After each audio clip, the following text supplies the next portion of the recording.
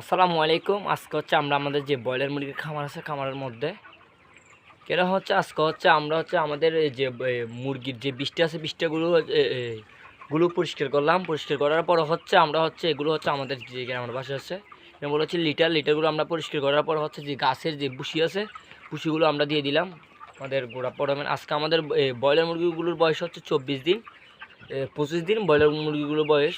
25 দিনের মধ্যে হচ্ছে আমরা হচ্ছে ব্রয়লার মুরগিগুলো হচ্ছে এভারেজে এগুলো হচ্ছে 1300 করে এগুলো মানে টানতেছে সে। আমরা 2-3টা মাপ দিলে দেখলাম হচ্ছে এটা হচ্ছে আমরা আজকে এগুলো মানে কি নতুনভাবে দিলাম, যেহেতু এই রোগ এগুলো হচ্ছে মুরগির পানি জমা, বিভিন্ন গ্যাসের কারণে মুরগি আক্রান্ত হওয়া বেশি হয় শুধুমাত্র লিটারের কারণে। লিটার যদি আমরা মানে কি পরিষ্কার না করি তাহলে মানে লিটারের কারণে যে পৃষ্ঠগুলোর কারণে এগুলো হচ্ছে মুরগির বেশিরভাগ অসুস্থ থাকে, গ্যাস জমে যায় বা পানিগুলো মানে কি হয়ে থাকে। শীতকালের মধ্যে পর্দা ফালানো থাকে, সেজন্য হচ্ছে মুরগির বৃষ্টিগুলো মানে কি অনেক নষ্ট হয়ে যায়।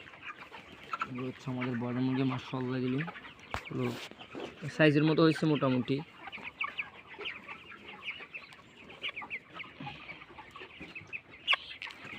এখানে হচ্ছে 1000 ব্রয়লার মুরগি, এগুলো হচ্ছে 1000 ব্রয়লার মুরগি। এখানে এগুলো আজকে মানে কি পরিষ্কার করে কোনো নতুন ভুসি দিয়ে দিলাম মুরগিগুলোর কাছে।